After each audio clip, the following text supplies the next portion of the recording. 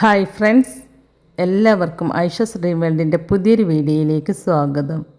സദ്യയിൽ എല്ലാവർക്കും ഒരുപോലെ ഇഷ്ടമുള്ള ഒരു ഐറ്റമാണ് അല്ലേ പൈനാപ്പിൾ മധുര പച്ചടി.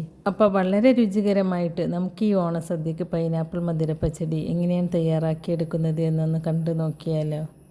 അപ്പോൾ നമ്മുടെ ഇന്നത്തെ ഈ വീഡിയോ നിങ്ങൾക്ക് ഇഷ്ടമാവുകയാണെങ്കിൽ ലൈക്ക് ചെയ്യാനും നിങ്ങളുടെ ഫ്രണ്ട്സിനും ഫാമിലിയിലേക്കൊക്കെ ഈ വീഡിയോ ഷെയർ ചെയ്ത് കൊടുക്കാനും ചാനൽ സബ്സ്ക്രൈബ് ചെയ്യാതെ ആരെങ്കിലും കാണുന്നവരുണ്ടെങ്കിൽ സബ്സ്ക്രൈബ് ചെയ്ത് സപ്പോർട്ട് ചെയ്യാനൊന്നും മറന്നു പോകരുത് കേട്ടോ. ഈ പൈനാപ്പിൾ പച്ചടി തയ്യാറാക്കിയെടുക്കാനായിട്ട് ഞാനിവിടെ നന്നായിട്ട് പഴുത്ത ഒരു പൈനാപ്പിൾ എടുത്ത് വെച്ചിട്ടുണ്ട്. ഈ ഒരു പൈനാപ്പിൾ മുഴുവനായിട്ട് നമ്മൾ എടുക്കുന്നില്ല കേട്ടോ. ഇതിൽ നിന്നും പകുതി കട്ട് ചെയ്തെടുത്തിട്ട് അതിൻ്റെ തൊലി മുഴുവനായിട്ടും കളഞ്ഞെടുക്കുക. അതിനുശേഷം ഈ പൈനാപ്പിൾ ചെറിയ ചെറിയ കഷ്ണങ്ങളായിട്ട് കട്ട് ചെയ്തെടുക്കുമ്പോൾ ഇതിൻ്റെ നടുഭാഗത്തുള്ള ഈ ഒരു ഭാഗം ഉണ്ടല്ലോ അത് കളഞ്ഞെടുത്തിട്ട് വേണം കേട്ടോ പൈനാപ്പിൾ കട്ട് ചെയ്തെടുക്കാനായിട്ട്. അപ്പോൾ ഞാനിവിടെ ഈ പൈനാപ്പിൾ ഇതുപോലെ ചെറിയ ചെറിയ കഷ്ണങ്ങളായിട്ട് കട്ട് ചെയ്തെടുത്തിട്ടുണ്ട്. ഇതൊരുപാട് കനത്തിൽ കട്ട് ചെയ്തെടുക്കരുത് കേട്ടോ, ഈ ഒരു രീതിയിൽ തന്നെ കട്ട് ചെയ്തെടുക്കുക. ഇനി ഇതിൽ നിന്നും കുറച്ച് പൈനാപ്പിൾ കഷ്ണങ്ങൾ ഒരു ബൗളിലേക്ക് മാറ്റി വെക്കുകയാണ്. ഈ കഷ്ണങ്ങൾ നമുക്ക് മിക്സിയുടെ ജാറിലിട്ടിട്ട് അരച്ചെടുക്കാനുള്ളതാണ്. അപ്പോൾ ഞാൻ ഈ പൈനാപ്പിൾ കഷ്ണങ്ങൾ ഒരു സൈഡിലേക്ക് മാറ്റി വെക്കുകയാണ്. എന്നിട്ട് ബാക്കിയുള്ള പൈനാപ്പിൾ കഷ്ണങ്ങൾ ഒരു മൺചട്ടിയിലേക്കോ അല്ലെങ്കിൽ ചൂട് കട്ടിയുള്ള ഒരു പാനിലേക്കോ ചേർത്ത് എന്നിട്ട് ഇതിലേക്ക് 1/4 ടീസ്പൂൺ മഞ്ഞൾപ്പൊടിയും 1/2 ടീസ്പൂൺ മുളക് പൊടിയും ആവശ്യത്തിനുള്ള ഉപ്പും 2 ടേബിൾ സ്പൂൺ പഞ്ചസാരയും ചേർത്ത് കൊടുക്കുക.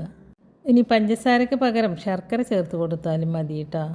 എപ്പോഴും മധുരപ്പച്ചടിക്ക് ആ ഒരു മധുരം എടുത്തു കൊടുക്കുന്നത് ഈ ഒരു പഞ്ചസാര ചേർക്കുമ്പോഴാണ്. നല്ലതുപോലെ മധുരമുള്ള പൈനാപ്പിളാണ് നമ്മൾ എടുത്തിട്ടുള്ളത്, അതുകൊണ്ടാണ് ഈ ഒരു അളവിൽ പഞ്ചസാര ചേർത്ത് കൊടുക്കുന്നത്. ഇനി മധുരം കുറവുള്ള പൈനാപ്പിളാണ് എടുക്കുന്നതെങ്കിൽ അപ്പോൾ അതിനനുസരിച്ച് പഞ്ചസാര ചേർത്ത് കൊടുക്കുക കേട്ടോ. ഇനി ഇതിലേക്ക് ഒരു 1/2 കപ്പ് വെള്ളം ഒഴിച്ച് കൊടുത്തിട്ട് നല്ലതുപോലെ ഒന്ന് മിക്സ് ചെയ്തെടുത്തതിന് ശേഷം മീഡിയം ഫ്ലെയിമിൽ വെച്ച് കൊടുത്തിട്ട് അടച്ച് വെച്ചിട്ട് ഇത് വേവിച്ചെടുക്കുക. ഇതിപ്പോൾ തിളക്കാൻ തുടങ്ങിയിട്ട് ഒരു 5 മിനിറ്റ് ആയിട്ടുണ്ട്. നമ്മൾ ഇതിൽ ഒഴിച്ച് കൊടുത്ത വെള്ളം പകുതിയോളം വറ്റിയിട്ടുണ്ട്, അതുപോലെ പൈനാപ്പിൾ പകുതിയോളം വെന്ത് കിട്ടിയിട്ടുണ്ട്. അപ്പോൾ ഈ ഒരു സമയമാകുമ്പോൾ നമ്മൾ നേരത്തെ മാറ്റിവെച്ച പൈനാപ്പിൾ കഷ്ണങ്ങളില്ലേ അതൊരു മിക്സിയുടെ ജാറിലേക്ക് ചേർത്ത് കൊടുത്തിട്ട് ഒട്ടും വെള്ളമൊന്നും ചേർക്കാതെ നല്ലതുപോലെ ഒന്ന് അരച്ചെടുക്കുക. കണ്ടോ, ഈ ഒരു രീതിയിൽ നല്ല ഫൈൻ പേസ്റ്റായിട്ട് തന്നെ അരച്ചെടുക്കുക. ഇപ്പോൾ ഈ പൈനാപ്പിളിലെ വെള്ളമൊക്കെ ഏകദേശം വറ്റി വന്നിട്ടുണ്ട്. ഇനി ഈ സമയത്ത് നമ്മൾ അരച്ചെടുത്ത പൈനാപ്പിളിൻ്റെ പേസ്റ്റില്ലേ അത് ഇതിലേക്ക് ചേർത്ത് കൊടുക്കുക. നമ്മൾ ഇതുപോലെ പൈനാപ്പിളിൻ്റെ പേസ്റ്റ് കൂടി ചേർക്കുമ്പോൾ ആ പൈനാപ്പിളിൻ്റെ ഫ്ലേവർ മുന്നിട്ട് നിൽക്കും. നമ്മൾ ഇതുപോലെ പൈനാപ്പിളിൻ്റെ പേസ്റ്റ് ചേർത്ത് കൊടുത്ത് തയ്യാറാക്കിയെടുക്കുന്ന മധുരപ്പച്ചടിക്ക് അത് ചേർക്കാതെ തയ്യാറാക്കിയെടുക്കുന്ന മധുരപ്പച്ചടിയേക്കാൾ ടേസ്റ്റ് കൂടുതലായിരിക്കും. അപ്പോൾ നിങ്ങൾ ഇതുപോലെ പൈനാപ്പിൾ പച്ചടി തയ്യാറാക്കി നോക്കിയിട്ടില്ലെങ്കിൽ ഇതുപോലെ ഒന്ന് തയ്യാറാക്കി നോക്കൂട്ടോ, അപ്പോൾ നിങ്ങൾക്ക് അതിൻ്റെ വ്യത്യാസം മനസ്സിലാവും.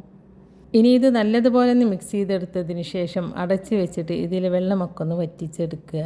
ഇതിൽ വെള്ളമൊക്കെ വറ്റി വരുമ്പോഴേക്കും ഈ പൈനാപ്പിൾ നല്ലതുപോലെ വെന്തിട്ടുണ്ടാകും. അപ്പോൾ നിങ്ങൾ മീഡിയം ഫ്ലെയിമിൽ വെച്ച് കൊടുത്തിട്ട് വേണം കേട്ടോ ഇതിൽ വെള്ളം വറ്റിച്ചെടുക്കാനായിട്ട്.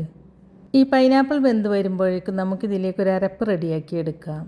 അതിനായിട്ട് ഒരു മിക്സിയുടെ ജാറിലേക്ക് 1/2 കപ്പ് തേങ്ങ ചിരകിയതും ഒരു പച്ചമുളകും 1/2 ടീസ്പൂൺ ചെറിയ ജീരകവും കുറച്ച് കറിവേപ്പിലയും ഒരു 1/4 കപ്പ് വെള്ളവും ചേർത്ത് കൊടുത്തിട്ട് ഇതെല്ലാം കൂടി നല്ലതുപോലെ ഒന്ന് അരച്ചെടുക്കുക.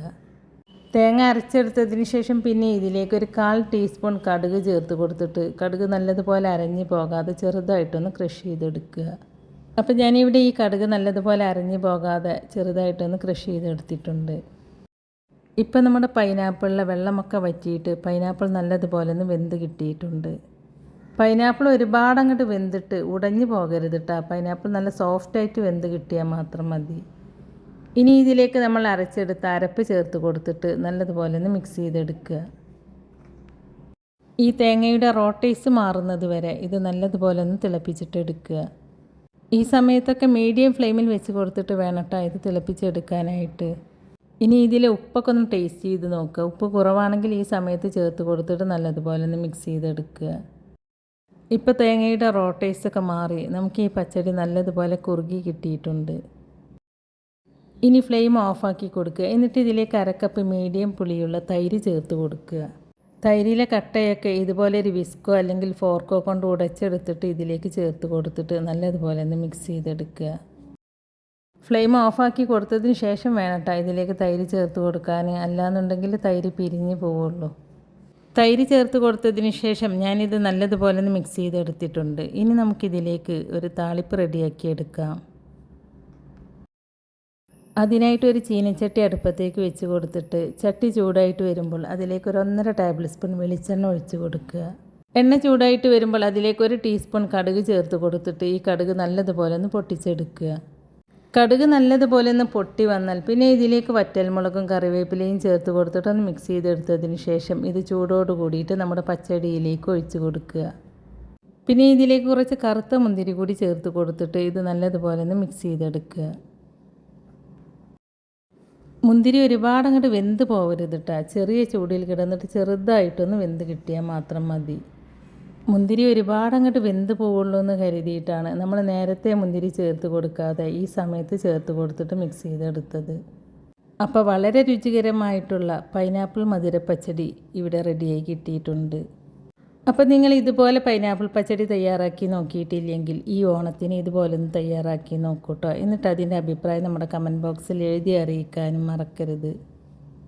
അപ്പോൾ നമ്മുടെ ഇന്നത്തെ ഈ വീഡിയോ നിങ്ങൾക്ക് ഇഷ്ടമായിട്ടുണ്ടാവുമെന്ന് വിചാരിക്കുന്നു. ഇഷ്ടമായിട്ടുണ്ടെങ്കിൽ ലൈക്ക് ചെയ്യാനും നിങ്ങളുടെ ഫ്രണ്ട്സിനും ഫാമിലിയിലേക്കൊക്കെ ഈ വീഡിയോ ഷെയർ ചെയ്ത് കൊടുക്കാനും ചാനൽ സബ്സ്ക്രൈബ് ചെയ്യാതെ ആരെങ്കിലും കാണുന്നവരുണ്ടെങ്കിൽ സബ്സ്ക്രൈബ് ചെയ്ത് സപ്പോർട്ട് ചെയ്യാനൊന്നും മറന്നു പോകരുത് കേട്ടോ. സബ്സ്ക്രൈബ് ചെയ്യുമ്പോൾ കൂടെ കാണുന്ന നോട്ടിഫിക്കേഷൻ ബെല്ല് കൂടി ഓണാക്കി വെക്കുകയാണെങ്കിൽ ഞാൻ പുതിയ റെസിപ്പീസ് അപ്ലോഡ് ചെയ്യുമ്പോൾ അതിൻ്റെ നോട്ടിഫിക്കേഷൻ നിങ്ങൾക്ക് കിട്ടുന്നതാണ്. അപ്പോൾ ഇൻഷാ അല്ലാഹ് പുതിയൊരു വീഡിയോയുമായി നമുക്ക് വീണ്ടും കാണാം. താങ്ക്